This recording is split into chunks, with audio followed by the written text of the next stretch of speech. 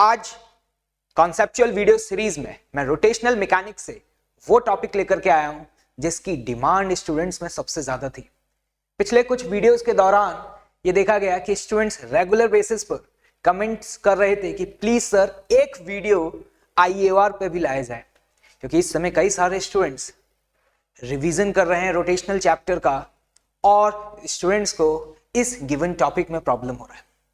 और मैंने कई बार अपने टीचिंग कैरियर में ये फील किया है कि ये टॉपिक कहीं ना कहीं गुमनाम हो जाता है, या ये टॉपिक जनरली रोटेशनल के एंड में पढ़ाया जाता है, तो तब तक स्टूडेंट्स का जो इंटरेस्ट होता है वो सब्जेक्ट में कम हो जाता है और उसकी वजह से ये टॉपिक स्किप हो जाता है।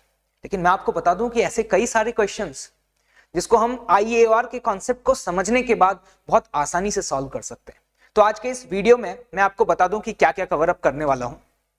पहला कि IAOR क्या होता है, इसकी इंपॉर्टेंस क्यों है, इसे इतनी ज्यादा तवज्जो क्यों दी जा रही है। दूसरा कि IAOR हम फाइंड आउट किस तरीके से करेंगे। फिर देखेंगे कि उस पर बेस्ड न्यूमेरिकल्स को कैसे सॉल्व किया जाता है। तो तैयार हैं सभी लोग? So let's start. तो देखिएगा भाई, सबसे पहले तो हमें समझना जरूरी है कि what is the meaning of IAOR। IAOR का मतलब इंस्टैंटेनियस एक्सिस ऑफ रोटेशन, और एक और टर्म होता है ICOR, इसका मतलब होता है इंस्टैंटेनियस सेंटर ऑफ रोटेशन। मैं समझाने की कोशिश करूंगा, ध्यान से देखिएगा सभी लोग, ठीक। जैसे कि मान लीजिए ये कोई एक रिजिड बॉडी है और ये इस प्लेन में इस तरीके से मोशन कर रहा है। मतलब ये जो रिजिड बॉडी है ना, ये CRTM कर रहा है। मतलब हम ये कह सकते हैं बॉडी इस तरीके से ट्रांसलेट भी कर रहा है और साथ ही साथ इस तरीके से रोटेट भी कर रहा है। और मान लीजिए कि सपोज इस गिवन रिजिड बॉडी का जो एंगुलर स्पीड है वो ओमेगा है और उसका सेंस आप देख पा रहे होंगे इस समय क्या है, क्लॉकवाइज। इस गिवन मोमेंट पर इट मे बी पॉसिबल कि कोई एक ऐसा पॉइंट हो सकता है जिसका वेलोसिटी क्या हो, 0।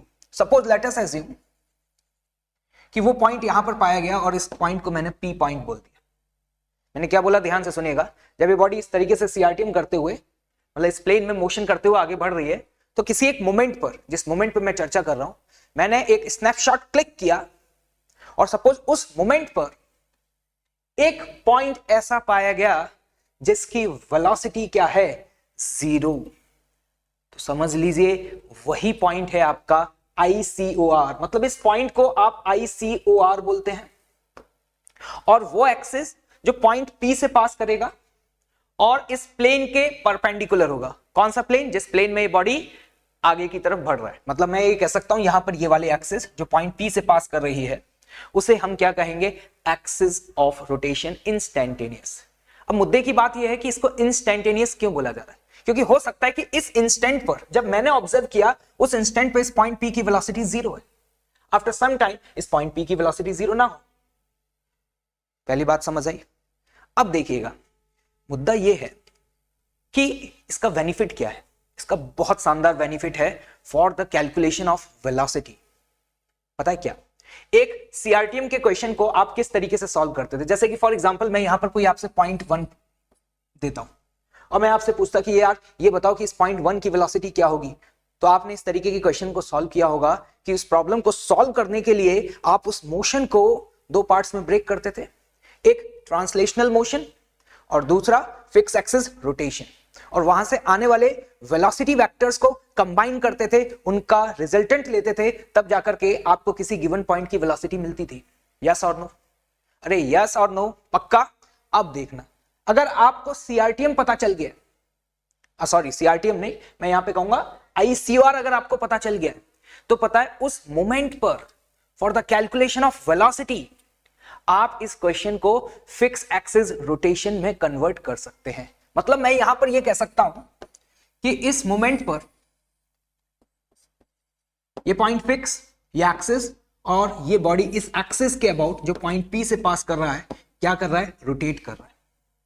अब आप सोचिए, अगर मैं आपसे पॉइंट 1 की वेलोसिटी पूछूं तो आप सिंपल सा मुझसे ये सवाल पूछेंगे कि यहां से डिस्टेंस बताइए। सपोज मैंने बोला ये डिस्टेंस R1 है, तो आप डायरेक्टली बता सकते हैं कि पॉइंट 1 की जो वेलोसिटी होगी ना, वो वेलोसिटी का मैग्नीट्यूड क्या होगा, ओमेगा इंटू R1, और उसका जो डायरेक्शन है वो R1 के क्या होगा, परपेंडिकुलर होगा।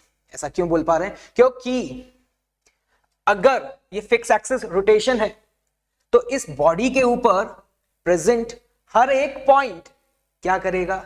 सर्कुलर मोशन करेगा। और अगर सर्कुलर मोशन करेगा तो उसका जो वेलोसिटी वेक्टर है वो क्या होगा? टेंजेंशियल डायरेक्शन में होगा, या मैं ये कह सकता हूं कि जो आर वेक्टर है उसके परपेंडिकुलर होगा। तो सोचिए कि आज के बाद अगर आपको वेलोसिटी कैलकुलेट करनी है और आपको आईसीआर पता चल गया तो आपको सिर्फ और सिर्फ उस गिवन पॉइंट का आईसीआर से डिस्टेंस फाइंड आउट करना है।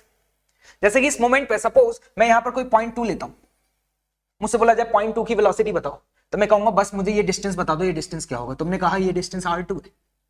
मैंने कहा अगर ये डिस्टेंस r2 है तो पॉइंट 2 की जो वेलोसिटी होगी वो r2 के परपेंडिकुलर होगी। सेंस ऑफ रोटेशन ये है, तो मैं डायरेक्टली बोल सकता हूं this is what omega into r2।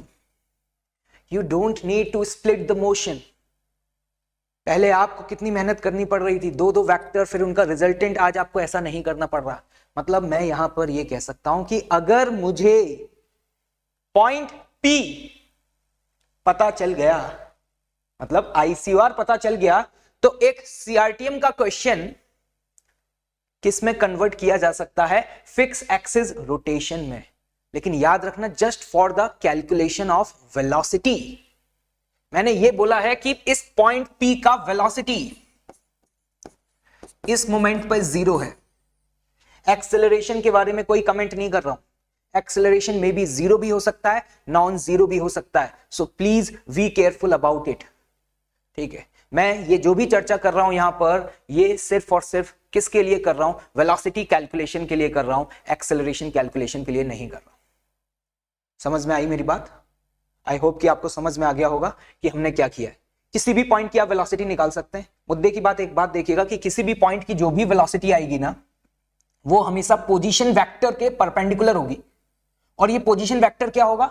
With respect to ICOR. अब देखना, मैं यहां पर आपको कुछ इंपॉर्टेंट की पॉइंट्स बताता हूं इसके। ये मैंने ऑलरेडी पहले से स्क्रीन पर लिखे हुए हैं, एक एक पॉइंट को एक्सप्लेन करूंगा, ध्यान से देखना। It is a point of zero velocity at that instant. उस मोमेंट पर वेलोसिटी 0 है, उस इंस्टेंट पे 0 है। अगले इंस्टेंट पे क्या होगा पता नहीं, हो सकता है अगले इंस्टेंट पे किसी और पॉइंट की वेलोसिटी 0 हो। इसलिए तो नाम है इसका क्या? इंस्टेंटेनियस। उस मोमेंट पर आप बोल सकते हो कि जो बॉडी है ये उस एक्सिस के अबाउट रोटेट कर रहा है, अगले मोमेंट पे नहीं बोल सकते। क्लियर है मेरी बात? नेक्स्ट देखिएगा, it is always present if there is no pure translational motion. बहुत ही शानदार पॉइंट है भाई। ये पॉइंट हमेशा होगा अगर वो बॉडी प्योर ट्रांसलेशनल मोशन नहीं कर रहा। मतलब हम ये कह सकते हैं कि अगर वो सिर्फ ट्रांसलेट नहीं कर रहा है तो डेफिनेटली ये पॉइंट एग्जिस्ट करेगा ही करेगा। और एक और बात याद रखना, ये जरूरी नहीं है कि ये पॉइंट बॉडी के ऊपर ही हो। इट मे बी पॉसिबल कि ये बॉडी के बाहर भी हो सकता है। अगर मैं उस बॉडी की शेप को एक्सटेंड कर दूं तो इट मे बी पॉसिबल कि ये पॉइंट बॉडी के बाहर मिल सकता है। याद रखिएगा, बहुत बड़ा मिसकंसेप्शन। एक बार एक क्वेश्चन आया था कि आईसीआर क्या हमेशा बॉडी के ऊपर लाई करता है? तो मोस्ट ऑफ द स्टूडेंट्स ने टिक पता है क्या किया था? Yes, it is not necessary. जरा ध्यान से देखना, थर्ड पॉइंट यही एक्सप्लेन कर रहा है। जल्दी से स्क्रीन पे देखिए। इट कैन बी आउटसाइड और inside the given body. It is a imaginary point जिसकी इस मोमेंट पर वेलोसिटी 0 है। तो जरूरी नहीं है कि इस मोमेंट पे वेलोसिटी बॉडी के ऊपर ही हो, बॉडी के बाहर भी हो सकता है। क्लियर है मेरी बात? और आईसीआर हर उस केस में पाया जाएगा जब बॉडी प्योर ट्रांसलेशनल मोशन नहीं कर रहा होगा। मतलब मैं यहां पे कह सकता हूं कि अगर बॉडी सीआरटीएम कर रहा है तो डेफिनेटली आईसीआर तो होगा।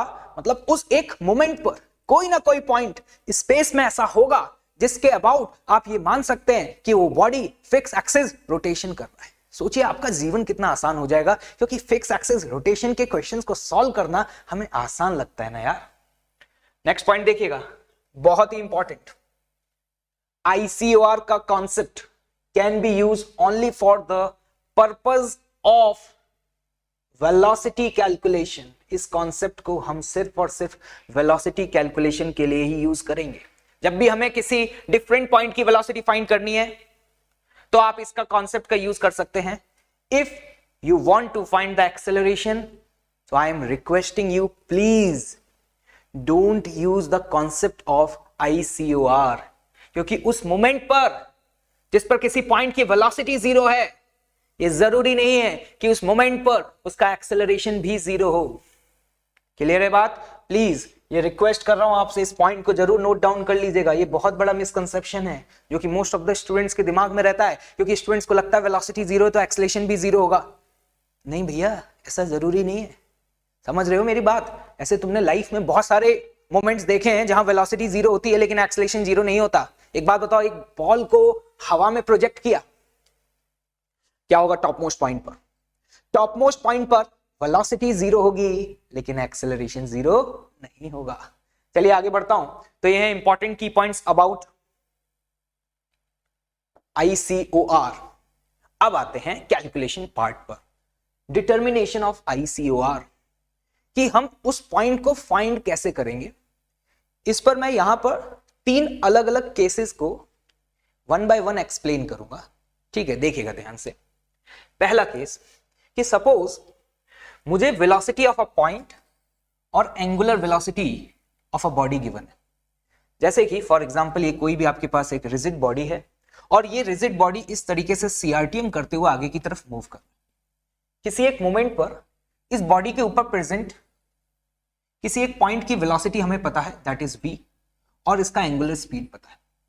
मतलब हमें v और ओमेगा ये 2 इंफॉर्मेशन दी हुई हैं, तो हम किस तरीके से फाइंड आउट करें बताइए। देखो एक बात तो तय है, सुन लेना, जब भी आपको वेलोसिटी वेक्टर दिया हो ना, तो आप क्या करें, उसके परपेंडिकुलर एक लाइन ड्रॉ करें। सुनिएगा ध्यान से, जब भी आपको वेलोसिटी वेक्टर दिया हो तो उसके परपेंडिकुलर एक लाइन ड्रॉ करें जो कि बॉडी के प्लेन में हो। एक बात तय है, क्या बताओ भाई, कि ICOR इसी लाइन पर लाई करेगा। कौन एक्सप्लेन करेगा बताओ जल्दी, फटाफट कमेंट बॉक्स में लिख करके बताओ कि ऐसा क्यों मैंने बोला। दोबारा रिपीट कर रहा हूं स्टेटमेंट, मैंने कहा एक गारंटी है कि ICOR इसी लाइन पे लाई करेगा जो इस वेलोसिटी के परपेंडिकुलर है। हाँ भाई, सिंपल सी बात है, क्यों लाई करेगा? क्योंकि आपको पता है कि उस गिवन पॉइंट के अबाउट ये बॉडी क्या कर रही है, रोटेट कर रही है। तो V वेक्टर और R वेक्टर एक दूसरे के क्या होने चाहिए, परपेंडिकुलर होने चाहिए। अब देखना, ये बताओ कि इसके ऊपर होगा या इसके नीचे होगा। अगर ये देखना है तो आप सेंस ऑफ रोटेशन देखो। सेंस ऑफ रोटेशन क्या है, क्लॉकवाइज। तो देखो यार, डेफिनेटली वो पॉइंट इसके ऊपर तो नहीं हो सकता। क्यों? क्योंकि अगर सेंस ऑफ रोटेशन क्लॉकवाइज है तो उस पॉइंट के अबाउट अगर ये बॉडी क्लॉकवाइज घूमेगी तो ये इस पॉइंट की वेलोसिटी आगे होती है या पीछे होती है, पीछे होती। तो वो पॉइंट इसके ऊपर तो नहीं हो सकता, डेफिनेटली वो पॉइंट इसके नीचे होगा। मान लेते हैं कि वो पॉइंट यहां से कितना नीचे है, x डिस्टेंस नीचे। ये जो पॉइंट P है, ये है वो पॉइंट जिसकी वेलोसिटी क्या है, 0। अब इस मोमेंट पर मैं ये एज्यूम कर सकता हूं कि बॉडी इस एक्सिस के अबाउट क्या कर रहा है, रोटेट कर रहा है।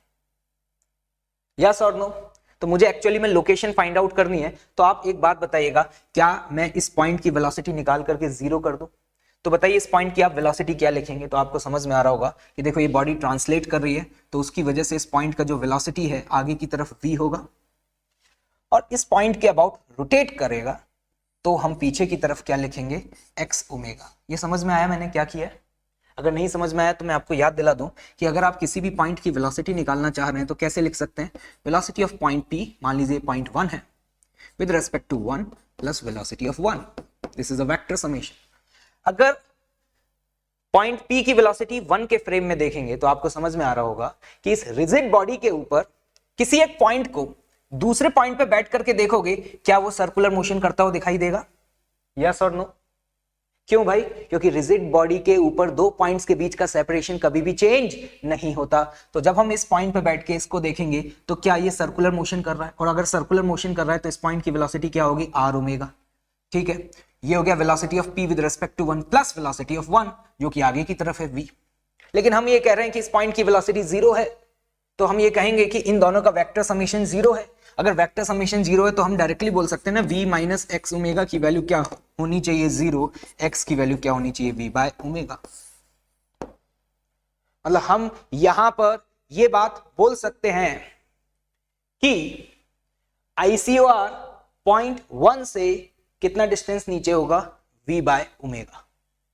मतलब इस मोमेंट पर आप ये एज्यूम कर सकते हैं कि ये बॉडी उस एक्सिस के अबाउट जो पॉइंट P से पास हो रहा है और प्लेन के परपेंडिकुलर है, क्या कर रहा है, रोटेट कर रहा है। Is it clear? पक्का? आगे बढ़ू। That was the case number 1। अब आते हैं बेटा केस नंबर 2 पर। केस नंबर 2 क्या है? सपोज मुझे बॉडी का ओमेगा देने की बजाय मुझे उस गिवन बॉडी के ऊपर प्रेजेंट किसी भी 2 पॉइंट्स की वेलोसिटी दे दी, और उसमें भी मैं पहले एक स्पेशल केस कंसिडर करने जा रहा हूं जिसमें वो वेलोसिटी वेक्टर्स या तो पैरेलल है या फिर एंटी पैरेलल है। मतलब पिछले वाले सवाल में आपको ओमेगा दिया था, लेकिन इस बार ओमेगा नहीं दिया भाई। जैसे कि केस नंबर 1 देखिएगा, ऑब्जर्व करिए। मुझसे बोला गया कि इस मोमेंट पर पॉइंट 1 की वेलोसिटी v1 और पॉइंट 2 की वेलोसिटी v2, तो हमें बताना है कि लोकेशन ऑफ ICOR क्या होगा। और मान लीजिए इन 2 पॉइंट्स के बीच का ये जो गैप है ना, ये गैप आपको L दिया हुआ है। क्या करें? सिर्फ अगर मैं v1 को ऑब्जर्व करूं, बताइएगा, तो मैं v1 के परपेंडिकुलर लाइन ड्रॉ करूंगा, और जो लाइन v1 के परपेंडिकुलर होगी वो ऑफ कोर्स आपको समझ में आ रहा होगा पॉइंट 2 से तो पास करेगा ही करेगा, क्योंकि v1 और v2 दोनों क्या है, पैरेलल है। अब मेरा सवाल आप लोगों से ये है कि ICOR पॉइंट 1 के ऊपर लाई करेगा या फिर पॉइंट 1 और 2 के बीच में लाई करेगा या पॉइंट 2 के नीचे लाई करेगा। क्वेश्चन में एक इंफॉर्मेशन और दी हुई है कि पॉइंट 1 की जो वेलोसिटी है वो पॉइंट 2 से ज्यादा है। मतलब आपको ये देख करके समझ में भी आ रहा होगा कि पॉइंट 1 का वेलोसिटी वेक्टर पॉइंट 2 से ज्यादा है। तो मेरा सवाल पॉइंट 1 के ऊपर, 1 या 2 के बीच में, या फिर ICOR पॉइंट 2 के नीचे लाई करेगा। कैसे सोचेंगे? देखिए, क्रॉस चेक करते हैं। ठीक, अगर मैं कहूं क्या कि मान लो ICOR 1 और 2 के बीच में होता, तो बॉडी उस एक्सिस के अबाउट इस मोमेंट पे क्या करती, fix axis rotation like this. तो इसका मतलब यह तय था कि इस लाइन के ऊपर, मतलब इस पॉइंट के ऊपर वाले सारे पॉइंट्स अगर आगे जाते तो इस पॉइंट के नीचे वाले सारे पॉइंट्स पीछे जाते। हाँ या ना भाई? यस और नो? या फिर इसका वाइस वर्सा बोला जा सकता है, इस पॉइंट के ऊपर वाले अगर सारे पॉइंट पीछे जाते तो इसके नीचे वाले सारे पॉइंट आगे जाते। लेकिन पॉइंट 1 और 2 की जो वेलोसिटी है वो सेम डायरेक्शन में है, तो इसका मतलब ICOR 1 और 2 के बीच में तो नहीं हो सकता। अब मुद्दा, क्या पॉइंट 1 के ऊपर हो सकता है? मैंने कहा वहां भी पॉसिबल नहीं है, क्योंकि एक बात बताना, अगर तुमने कहा कि वो पॉइंट इधर कहीं हुआ, तो ICOR से पॉइंट 1 की दूरी और पॉइंट 2 की दूरी, किसकी दूरी ज्यादा है? बोलो भाई, किसकी ज्यादा है? पॉइंट 2 की। तो जिसकी दूरी ज्यादा है उसकी वेलोसिटी ज्यादा होनी चाहिए, क्योंकि वेलोसिटी क्या लिखोगे, R इंटू ओमेगा। हाँ या ना? ओमेगा तो हर पॉइंट का सेम होगा। तो लेकिन क्वेश्चन में आपको क्लियरली मेंशन है कि पॉइंट 2 की वेलोसिटी पॉइंट 1 से कम है, और अगर आप ये कहते हो कि ICOR पॉइंट 1 के ऊपर है, तो ये तो कॉन्ट्राडिक्ट कर गया ना। मतलब ये तो तय हो चुका है भाई कि वो पॉइंट 1 के ना तो ऊपर होगा और ना ही 1 और 2 के बीच में होगा। अब आपको समझ में आ गया होगा तीसरी लोकेशन क्या बची। तीसरी लोकेशन बची कि वो पॉइंट 2 के कहां होगा, नीचे होगा। मान लेते हैं कि वो पॉइंट 2 से x डिस्टेंस नीचे है, ये है वो आपका पॉइंट P, और इस मोमेंट पर हम ये कह सकते हैं बॉडी इस एक्सिस के अबाउट क्या कर रहा है, रोटेट कर रहा है। क्लियर है? अब देखिएगा, आपसे ओमेगा पूछा जा सकता है क्वेश्चन में, लोकेशन x पूछा जा सकता है, तो अब आपके लिए काफी आसान हो चुका है, क्योंकि आपको समझ में आ रहा होगा कि इस पॉइंट के अबाउट ये बॉडी क्या कर रही है, रोटेट। इस पॉइंट की वेलोसिटी v2 है, तो v2 बराबर आप क्या लिख सकते हैं, ओमेगा इंटू डिस्टेंस। ये डिस्टेंस कितना, x। यस और नो?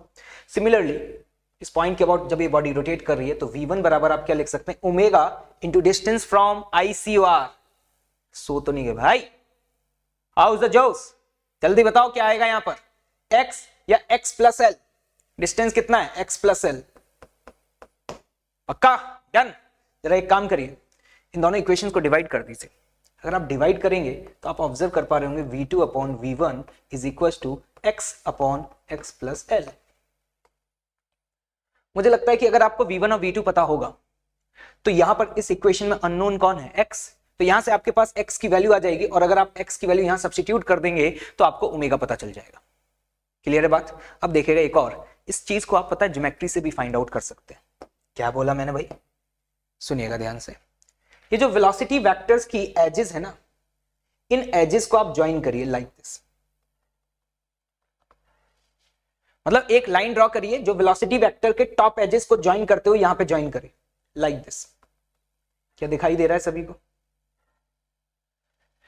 तो ये लाइन जहां पे इसको इंटरसेक्ट करेगी ना, वही आपका पॉइंट ऑफ परक्यूशन होगा। और ये आप सिमिलर ट्रायंगल की प्रॉपर्टी से भी देख सकते हैं। जरा देखिएगा, V2 divided by x is equal to V1 divided by L plus x।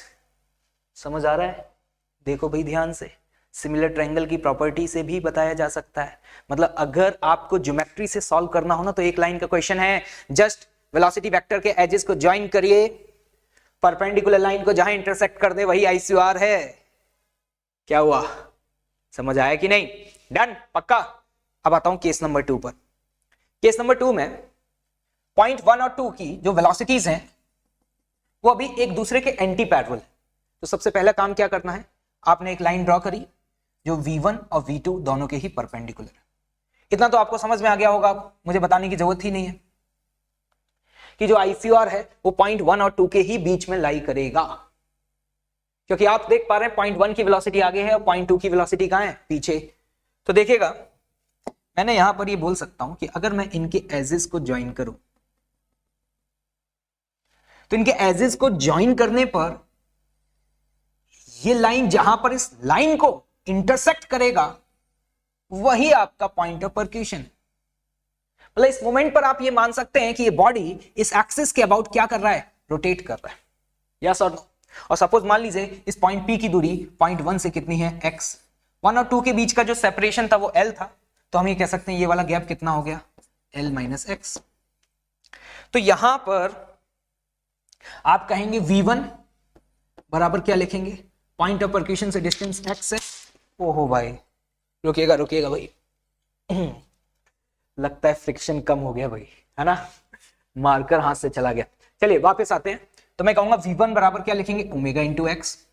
Similarly V2 के लिए आप क्या लिखेंगे? V2 is a speed is equal to omega into point of, क्या बोलूं इसको, पॉइंट ऑफ ICOR से दूरी कितनी है बेटा? L minus x. आपको समझ में आ रहा होगा, डिवाइड कर दीजिए, V1 upon V2 is equal to X divided by L minus X. क्या यहां से सॉल्व करके x की वैल्यू को फाइंड आउट कर सकते हैं?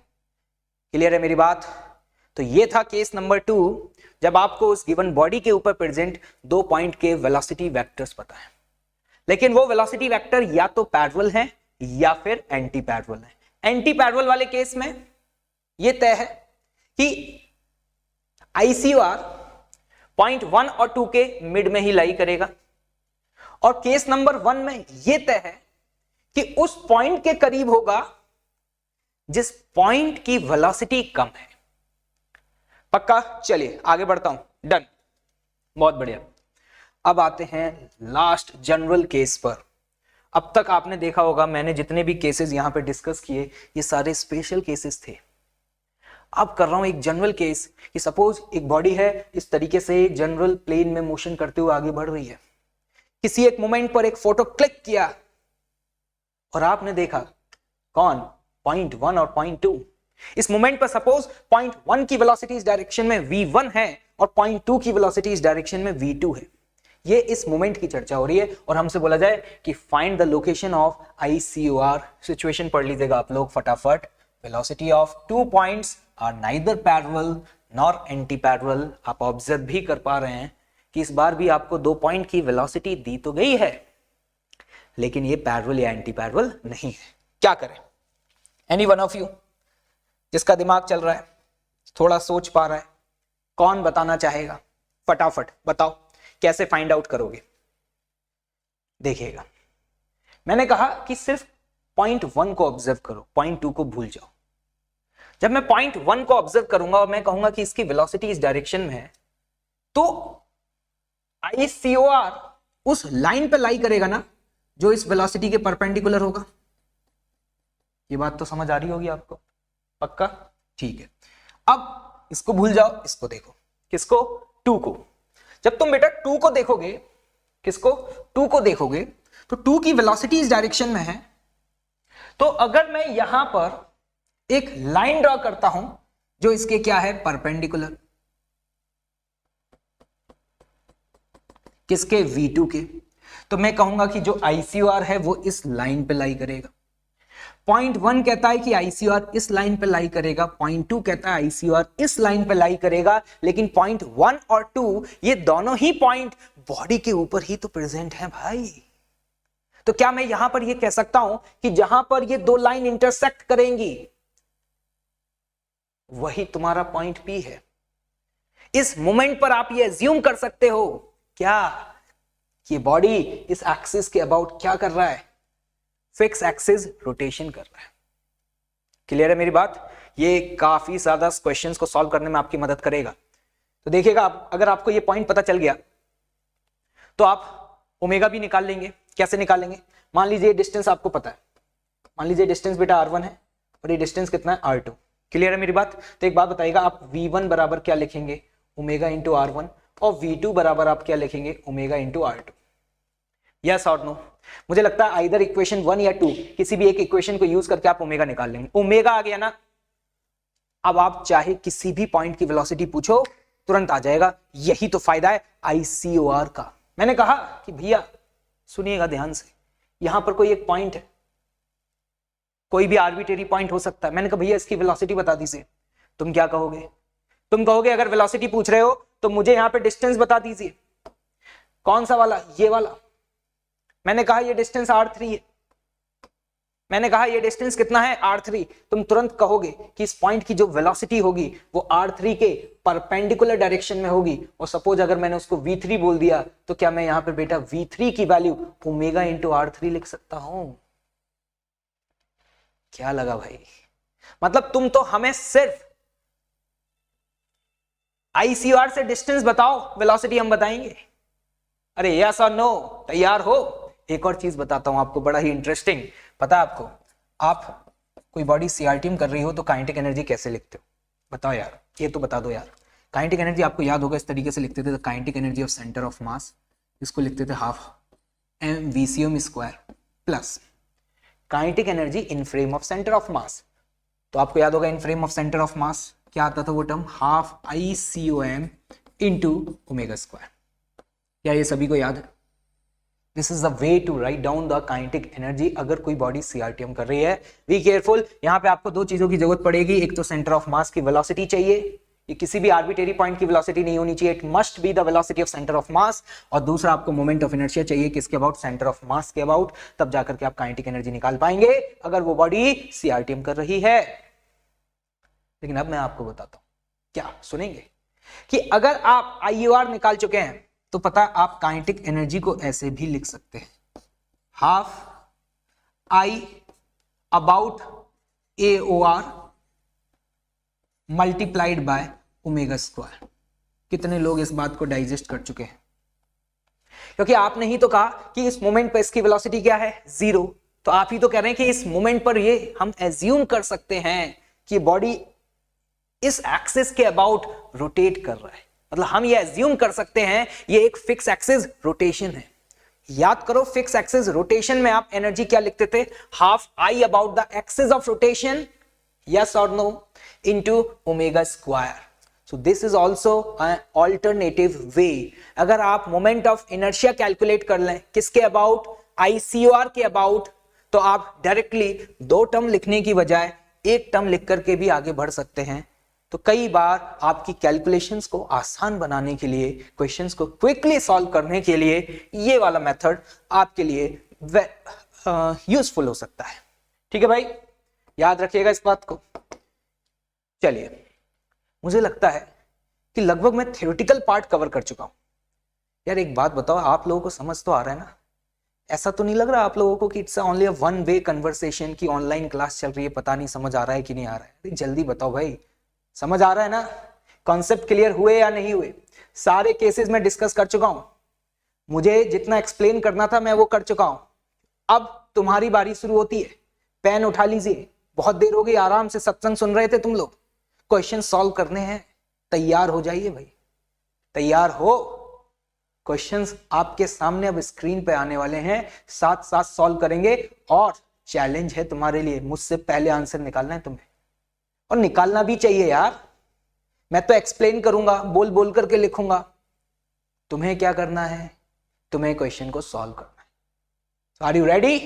श्योर? चलिए स्टार्ट करते हैं। देखिएगा ध्यान से, क्वेश्चन क्या है मैं आपको एक्सप्लेन कर देता हूं। There is a rod of length L, ठीक है, इस रॉड की लेंथ L है और सपोज आप मास मान लीजिए M है। इस रॉड के दो एंड पॉइंट्स हैं, A and the another one is B। Point A का वेलोसिटी 4v है और पॉइंट B का वेलोसिटी v है। ये कौन सा वाला केस है? Case number 2।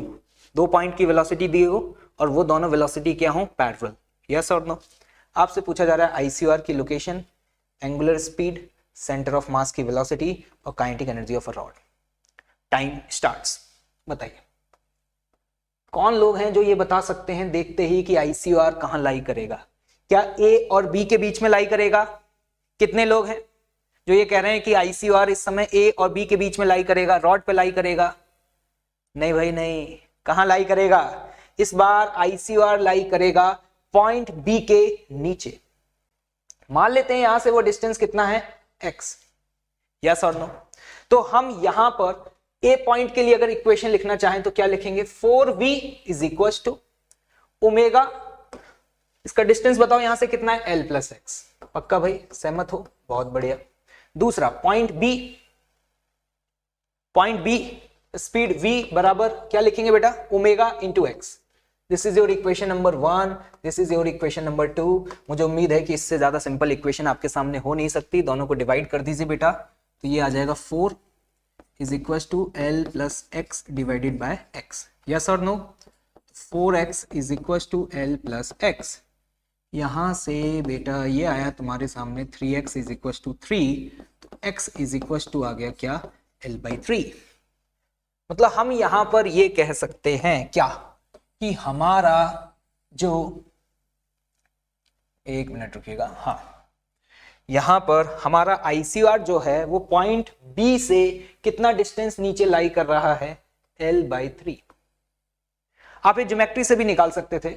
आप इन जब एजेस को ज्वाइन करेंगे ना, वेलोसिटी वेक्टर के एजेस को, अगर ये वेलोसिटी वेक्टर्स के जो वेक्टर्स हैं वो प्रोपोर्शनल बनाए गए हैं, तो इनको ज्वाइन करने पर ये लाइन जहां पर इंटरसेक्ट करेगी ना, वही तुम्हारा क्या होगा? ICOR होगा। यस और नो? तो यहां पे ये आ गया x इक्वल टू l/3। मतलब आप इस मोमेंट पर सुनिएगा ध्यान से, कितना क्वेश्चन आपके लिए आसान हो चुका है। अब आपको फील आएगी जब क्वेश्चंस करेंगे। पता है क्या? वैसे तो बॉडी इस तरीके से रोटेट करते हुए आगे की तरफ बढ़ रहा है, CRTM कर रहा है, लेकिन इस मोमेंट पर पॉइंट P की वेलोसिटी 0 है, जो कि यहां से l/3 डिस्टेंस नीचे है। तो आप ये एज्यूम कर सकते हैं कि ये बॉडी इस पॉइंट के अबाउट क्या कर रहा है? रोटेट कर रहा है, like this. Fix axis rotation. यार फिक्स एक्सिस रोटेशन तो बहुत आसान होता है ना यार। एक बात बताना, एंगुलर स्पीड पूछी गई है, ये तो और भी आसान है। यहाँ पे x की वैल्यू l/3 सब्स्टिट्यूट कर दो, तो बताना बी पार्ट का आंसर क्या लिखोगे? v is equal to omega into X. X की वैल्यू कितनी है बेटा? l/3। यस और नो?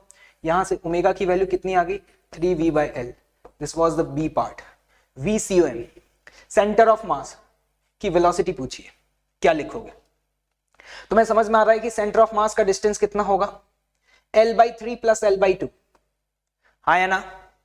तो अगर मुझे सेंटर ऑफ मास की वेलोसिटी लिखनी है तो आज बहुत ही आसान हो चुका है। मैं डायरेक्टली बोलूंगा ओमेगा। ओमेगा की वैल्यू कितनी है बेटा? 3v/l into distance from the axis of rotation. Yes और नो? और एक्सिस ऑफ रोटेशन से डिस्टेंस कितना हो गया बेटा? l/2 plus l/3। मुझे उम्मीद है कि समझ में आ गया होगा। थोड़ा सा सिंप्लीफाई कर लेते हैं। यहां पर ये आ गया 3v/l, 2 और 3 6, 3l प्लस 2l। यस और नो? यहाँ पे टर्म कैंसिल आउट, 2l से ये कैंसिल आउट, तो मुझे लग रहा है, कैलकुलेशन चेक करना भाई, 5v divided by 2। This is the VCOM। Check करो, सेंटर ऑफ मास की वेलोसिटी आ चुकी है हो गए हैं 3 पार्ट सॉल्व। नेक्स्ट पार्ट है kinetic energy of a rod. How will you write down the kinetic energy, फटाफट बताइए। 2 तरीके हैं भाई। एक तरीका तो वही जनरल मेथड, आपको वेलोसिटी ऑफ सेंटर ऑफ मास भी पता है, ओमेगा भी पता है, तो आप डायरेक्टली लिख सकते हैं। दूसरा तरीका भी मैंने आपको बताया था, क्या, हाफ आई किसके अबाउट लिखें, इस एक्सिस के अबाउट, ICOR, या पैरेलल एक्सिस थ्योरम से लिख सकते हैं। पक्का, क्योंकि आपको पता है कि रॉड का इस एक्सिस के अबाउट कितना होगा, ml²/12, और ये डिस्टेंस हमें पता है, ये डिस्टेंस क्या है, l/2 + l/3। तो हम यहां पर बोल सकते हैं ml²/12 प्लस m इंटू, ये डिस्टेंस हमारे पास कितना आया था, 5l/6 है ना भाई, तो ये हो गया आपका 5l/6 का whole square. Half I check करते हैं 6, ठीक है, तो हाफ, ये क्या लिखा है बेटा, समझ में आ रहा है, ICM plus MD², parallel axis theorem, half I into omega square, और ओमेगा की वैल्यू बताओ कितनी थी, ओमेगा की वैल्यू थी बेटा 3V/L का होल स्क्वायर। ये मैंने काइनेटिक एनर्जी लिख दिया। कुछ लोग अगर इस बात को डाइजेस्ट ही नहीं कर पा रहे हैं, उनको लग रहा है यार ये क्या चल रहा है, एक काम करना, काइनेटिक एनर्जी आप वैसे निकाल लेना जैसे आज तक निकालते हैं। ये तुम्हारे लिए होमवर्क है, खुद से सॉल्व करो और वेरीफाई करो कि ये वाला आंसर और तुम्हारा वाला आंसर सेम आ रहा है या अलग अलग आ रहा है। ठीक है भाई, तैयार हो? तो ये था पहला क्वेश्चन, बेसिक क्वेश्चन था। चलो आते हैं अब अगले क्वेश्चन पर। ओ, ये तो ऐसा क्वेश्चन है कि अगर आप रोटेशनल चैप्टर के क्वेश्चंस की प्रैक्टिस की है तो ये डायग्राम तो देखा ही होगा, आई एम 100% श्योर। बहुत ही फेवरेट क्वेश्चन है, मतलब आप ये मान लीजिए ICOR का सबसे ज्यादा फेवरेबल क्वेश्चन यही है। ठीक है, बातों पे ध्यान मत दो, क्वेश्चन पढ़ो फटाफट और आंसर बताओ क्या आएगा, क्या लगता है। क्वेश्चन मैं एक्सप्लेन कर देता हूं। There is a rod, mass m, length l, जो पॉइंट A है वो बॉटम एज पॉइंट है। इस मोमेंट पर बॉटम एज की वेलोसिटी v0 दी हुई है, ठीक है, और ये पॉइंट नीचे की तरफ मूव कर रहा है। रॉड इस मोमेंट पर थीटा एंगल बना रहा है। आपसे पूछा जा रहा है लोकेशन ऑफ ICOR, इस मोमेंट पर ICOR का लोकेशन क्या होगा, एंगुलर स्पीड बता दीजिए, पॉइंट B की, B ये वाला पॉइंट है, ठीक है बेटा, इस पॉइंट की वेलोसिटी पूछी गई है और काइनेटिक एनर्जी ऑफ रॉड पूछी गई है। चलिए लेट्स सी, देखते हैं। एक बात बताइएगा, अगर इस पॉइंट की वेलोसिटी इस डायरेक्शन में है तो मैं यहां पर क्या ये बात बोल सकता हूं कि जो ICOR होगा वो इस लाइन पर लाई करेगा।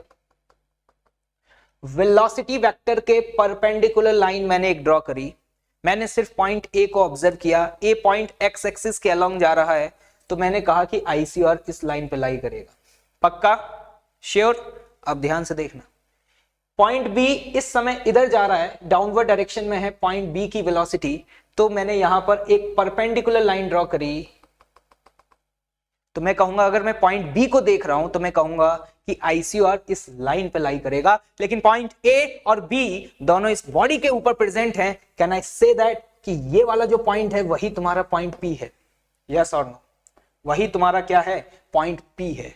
तो मुझे लगता है लोकेशन निकालना तुम्हारे लिए बहुत ही आसान हो चुका है। क्या तुम पॉइंट P के कोऑर्डिनेट बता पाओगे? ये लेंथ L है बेटा, तो देखो यहां पर x कोऑर्डिनेट कितना होगा, L cos थीटा, यस और नो? और y कोऑर्डिनेट की अगर हम बात करें तो y कोऑर्डिनेट कितना हो जाएगा, L sin थीटा। तो A part, location of ICOR, x coordinate कितना है, चेक करो कितना आ रहा है बेटा, L cos थीटा, यस और नो? और y कोऑर्डिनेट बताओ कितना आ रहा है, L sin थीटा। ये लो भाई, पहला काम हो चुका है। चलो B पार्ट पर आ जाते हैं, कलर चेंज कर लेते हैं भाई, व्हाइट। हाँ, एंगुलर स्पीड क्या लगता है, कैसे करोगे? एक बात बताओ मुझे, क्या तुम्हें इस पॉइंट का वेलोसिटी पता है, v0? इस मोमेंट पर, वैसे तो देखो यार ये मोशन कितना कॉम्प्लेक्स है, ये रॉड इस तरीके से रोटेट होते हुए और ट्रांसलेट होते हुए नीचे आ रहा है, मतलब ये बॉडी CRTM कर रहा है, लेकिन इंटरेस्टिंग बात क्या है कि इस मोमेंट पर तुम ये मान सकते हो कि ये बॉडी इस एक्सिस के अबाउट क्या कर रहा है, रोटेट कर रहा है, मतलब फिक्स एक्सिस रोटेशन हो रहा है अबाउट दिस एक्सिस। तो चीजें बहुत आसान हो गई यार। एक बात बताना, इस पॉइंट की वेलोसिटी तुमने कहा v0 है, क्या मैं v0 बराबर सीधे सीधे ओमेगा इंटू आर लिख सकता हूं from the distance axis of rotation, वो कितना है, L sin थीटा। जनाब जल्दी से बताओ, ओमेगा आ चुका है, ओमेगा की वैल्यू कितनी आ गई, v0 divided by L sin थीटा। क्या सहमत हो? Now come to the next part, C part. कौन बताएगा वेलोसिटी ऑफ पॉइंट बी? एक बात बताओ, पॉइंट बी की दूरी यहां से कितनी है?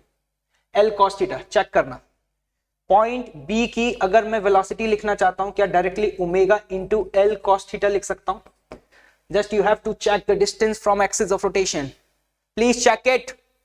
सोना नहीं है भाई, जल्दी बताओ कितना आ रहा है? L cos theta. सहमत हो? अच्छा, बहुत बढ़िया. ओमेगा की वैल्यू कैलकुलेट कर चुके हो, ओमेगा की वैल्यू कैलकुलेट कर चुके हो. जल्दी से ओमेगा की वैल्यू सब्स्टिट्यूट कर दोगे, कितना आएगा? V naught upon L sine theta multiplied by L cos theta. L से एल कैंसिल आउट. बेटा ये टर्म कितना आ गया तुम्हारे सामने? वी नॉट कॉट थीटा, या हम कह सकते हैं V naught upon tan theta. That was the velocity of point B. Now come to the next part, kinetic energy. ये कौन बताएगा? बहुत देर हो गई, 3 पार्ट तो मैंने सॉल्व कर दिए, एक पार्ट तो तुमने सॉल्व करना चाहिए ना भाई. बताओ कैसे लिखोगे? क्या मैं काइनेटिक एनर्जी ऐसे लिख सकता हूं क्या बेटा? Half I about axis of rotation into omega square. Axis of rotation ये रहा, इसके अबाउट आई निकालना होगा. क्या अप्रोच होना चाहिए? जल्दी से बताना. क्या मुझे सेंटर ऑफ मास पता है? ये रहा, तुम्हें दिखाई दे रहा होगा, ये एक रेक्टेंगल है. रेक्टेंगल का ये डायगोनल कितना है? एल. यस और नो? तो ये वाला डायगोनल भी कितना होगा? एल, क्योंकि बोथ ऑफ द डायगोनल्स की लेंथ क्या होगी? सेम. तो सेंटर ऑफ मास से पॉइंट पी का ये डिस्टेंस कितना हो गया? चेक करके बताओ. क्या मैं L/2 बोल सकता हूं? यस और नो? पक्का? श्योर? मतलब मैं यहां पर ये कह सकता हूं कि सेंटर ऑफ मास का डिस्टेंस पॉइंट पी से कितना है? L/2. तो यहां पर जब मैं कैलकुलेशन करने जाऊंगा तो क्या लिखूंगा बताना? Half I about axis of rotation. लिखने का तरीका क्या होगा? ml square by 12. This is I CUM plus m into D square. What about the d? L/2 का होल स्क्वायर. यस और no? This is i multiplied by omega square. Omega I think हम calculate कर चुके हैं, ये रखी हुई है value. V naught divided by L sine theta का स्क्वायर. ये बनेगा एक्सप्रेशन. ठीक, आप इस तरीके से कैलकुलेट कर सकते हैं. एक और तरीका है. कौन सा तरीका? सुनिएगा ध्यान से, बता देता हूं. दूसरा तरीका क्या था? Half ICM. ICM की वैल्यू क्या लिखते हैं? ml square by 12 into VCM. एक बात बताना, सेंटर ऑफ मास की स्पीड कितनी होगी? एक्सिस ऑफ रोटेशन से डिस्टेंस L/2 है. क्या मैं यहां पर ये बोल सकता हूं कि सेंटर ऑफ मास की जो स्पीड है वो ओमेगा इंटू L/2 होगी? कितने लोग हैं जो सहमत नहीं है? जल्दी से बताओ, जल्दी से कमेंट बॉक्स में लिख करके बताओ कि कितने लोग हैं जो इस बात से सहमत नहीं है कि सेंटर ऑफ मास की वेलोसिटी ओमेगा इंटू L/2 होगी. अरे centre of mass point P से L/2 दूरी पर है. पक्का? तो बस खत्म हो गया. ओमेगा की वैल्यू कितनी थी बेटा? V naught upon L sine theta into L/2. Omega into L/2 half m VCM square. Yes और नो? प्लस अगला एक और टर्म आएगा. एक मिनट भाई, ये क्या कर दिया हमने? आई क्यों मल्टीप्लाई कर दिया? थोड़ी सी गलती होगी, क्षमा चाहूंगा. पहला टर्म आएगा half m into VCM square. ठीक, this is translational kinetic energy. और दूसरा वाला टर्म क्या लिखेंगे? Half ICM. ICM की वैल्यू क्या लिखेंगे? ml square by 12 into omega square. और ओमेगा की वैल्यू क्या है? V naught upon L sine theta का होल स्क्वायर. इस एक्सप्रेशन को सिंप्लीफाई करके देखिए, आपको यही टर्म दिखाई दे रहा होगा. जो लोग समझदार हैं, देखिए वी नॉट साइन थीटा को जैसे ही आप बाहर कॉमन लेंगे, आपके सामने यही सारी चीजें आ रही हैं. मतलब चाहे आप काइनेटिक एनर्जी ऐसे लिखें चाहे ऐसे लिखें, कोई फर्क नहीं पड़ता. क्लियर है मेरी बात? एक बताऊं, एक इंटरेस्टिंग बात सुनोगे? पता है, अगर आपसे ये पूछा जाता ना कि what is the trajectory of the centre of मास, कि सेंटर ऑफ मास का पाथ किस तरीके का होगा, क्या बोलते हो? सर्कुलर होगा, क्योंकि सेंटर ऑफ मास का डिस्टेंस हमेशा ओरिजिन से L/2 ही रहेगा. और प्लेन में ऐसा कौन सा मोशन हो सकता है जिसमें किसी फिक्स पॉइंट से डिस्टेंस हमेशा कांस्टेंट हो? That is circular motion. तो हम ये कह सकते हैं कि जो सेंटर ऑफ मास है ना, मतलब जब ये रॉड इस तरीके से स्लाइड करते हुए नीचे आ रहा होगा, तो पता है जो सेंटर ऑफ मास है वो L/2 रेडियस के सर्कल में घूम रहा होगा. सोचिए आराम से, समझ में आ जाएगा. यहां पर कंपास रखिए, L/2 रेडियस, और ऐसे बना दीजिए, मतलब मैं यहां पर ये कह सकता हूं वो इस पाथ पे चल रहा होगा। This will be the trajectory. Clear है? रेडी? पक्का? डन? कैसा लगा क्वेश्चन? थक तो नहीं गए? One more question, are you ready? Okay, wow wonderful, बहुत ही शानदार क्वेश्चन है। ये आज की क्लास का लास्ट क्वेश्चन है, ठीक है। इसके बाद आईसीआर के कॉन्सेप्ट्स पे और भी एडवांस लेवल के क्वेश्चंस मैं लेकर के आऊंगा अगले लेक्चर में, ठीक है। ये क्वेश्चन मैं सॉल्व नहीं करूंगा, ये क्वेश्चन है तुम्हारे लिए होमवर्क, और इस क्वेश्चन का डिस्कशन होगा काफी डिटेल में अगले वीडियो में। क्वेश्चन क्या है मैं आपको एक्सप्लेन कर देता हूं। There is a disc which is performing the rolling motion on a fixed surface। ये फिक्स सरफेस है, सेंटर की वेलोसिटी v0 है, ओमेगा v0 by r दिया है। आपसे पूछा जा रहा है लोकेशन ऑफ ICOR क्या होगा, speed of a given marked points क्या होगा। यहां पे आप देख पा रहे होंगे 3 पॉइंट्स मार्क्ड हैं, उनकी स्पीड फाइंड आउट करनी है। Location and the number of points having a speed v0 same as centre, मतलब हमें बताने हैं उन पॉइंट्स की लोकेशंस इनकी स्पीड वही होगी जो सेंटर ऑफ मास की स्पीड है। इसमें एक और लिख लीजिएगा, आपको location of points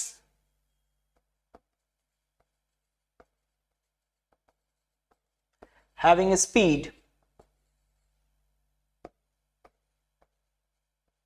in horizontal direction, उन पॉइंट्स की लोकेशन फाइंड आउट करिए इस गिवन बॉडी पर जिनकी स्पीड हॉरिजॉन्टल डायरेक्शन में, स्पीड नहीं बोलना चाहिए, डायरेक्शन की बात कर रहे हैं तो आप लिख सकते हैं इसको वेलोसिटी, जिनकी वेलोसिटी क्या है बेटा, हॉरिजॉन्टल डायरेक्शन में है। सोचिए इस क्वेश्चन के बारे में, काफी फेमस क्वेश्चन रहा है, काफी डिटेल में डिस्कशन करूंगा और भी थोड़ा सा एडवांस लेवल के इलस्ट्रेशंस मैं लेकर के आऊंगा अगले वीडियो में। तब तक के लिए आप सभी का धन्यवाद। आई होप सो कि आज के इस लेक्चर के बाद कई सारे मिसकंसेप्शन आईसीआर को लेकर के जो आपके दिमाग में थे वो क्लियर हुए होंगे, और इस चैनल पर रेगुलर बेसिस पर जो भी हम लोग वीडियोस अपलोड कर रहे हैं वो आपकी जेई की प्रिपरेशन में डेफिनेटली हेल्प कर रहा होगा। मैदान में टिके रहें और इसी तरीके से संघर्ष करते रहें। मिलेंगे फिर अगले वीडियो में। याद रखिएगा, this question is homework for all of you.